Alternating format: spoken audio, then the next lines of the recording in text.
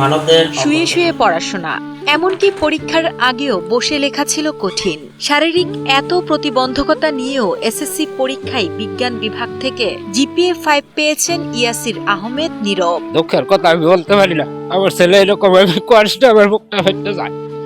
আমি ছেলে লেখাপড়া করে আমার ছেলে আজকে প্লাস পায়। হাঁটাচলা করতে না পারা নীরব দীর্ঘদিন শুয়েই পড়াশোনা করেছে।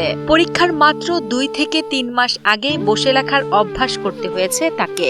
এরপরও অদম্য ইচ্ছাশক্তি আর কঠোর পরিশ্রমে 1124 নম্বর পেয়ে তার এই সাফল্য যেন সব প্রতিকূলতাকে হার মানায়। চলতি বছর ময়মনসিংহ শিক্ষা বোর্ডের ফলাফল যখন প্রত্যাশার ঘাটতি, তখন নীরবের এই সাফল্য হয়ে উঠেছে অনুপ্রেরণার দৃষ্টান্ত। ও কিন্তু নিয়মিত একজন ছাত্র, ঝড় বৃষ্টি তুফান নাই। ও কিন্তু রেগুলার যদি 3টা ছাত্র বা 2টাও থাকছে, ও একলা থাকলেও একলা থাকছে। শারীরিক সীমাবদ্ধতা থাকলেও পড়াশোনায় কখনো প্রাইভেট পড়েননি নীরব। স্কুলে শিক্ষকদের কাছ থেকেই শিখে নিয়মিত অনুশীলন করেছে।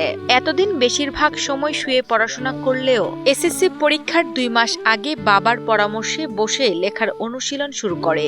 পরীক্ষার হলে নিজের জন্য চেয়ার টেবিল ব্যবস্থা করে বাম হাতে লিখে পরীক্ষা দেয় নীরব। শারীরিক প্রতিবন্ধকতা নিয়ে এত কষ্ট করে পড়ালেখা করে জিপিএ 5 পাওয়ায় বাবা মা, শিক্ষক ও বন্ধুদের প্রতি কৃতজ্ঞতা প্রকাশ করে নীরব জানান, তাদের সহযোগিতার ঋণ কখনো শোধ করবার নয়। অনেক অনেক পরিমাণে অনেক খুশি লাগছে। আমি যেটা কোনো বোঝাতে পারবো না, কেউ অনেক খুশি। আমার পড়ালেখা যত যা শিখছি সব আমার স্কুলের শিক্ষকদের কাছে শিখছি। আমি ওদের শিক্ষকদেরকে শ্রদ্ধার সাথে সারা জীবন মনে রাখবো। ময়মনসিংহের ফুলবাড়িয়া উপজেলার বাসিন্দা ইয়াসির আহমেদ নীরব। ছোটবেলা থেকেই নীরবের পড়াশোনার পথে সবচেয়ে বড় সহায় তার বাবা।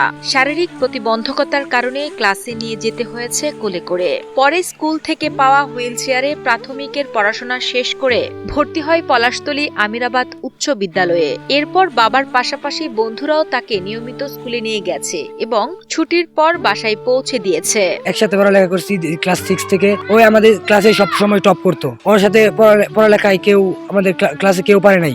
গর্বের বিষয়, কারণ সে সবসময় আমাদের সাথে ছিল। তার যে এত মেধাবী, এতই, তা নিয়ে আমরা খুব আনন্দিত ও গর্বিত।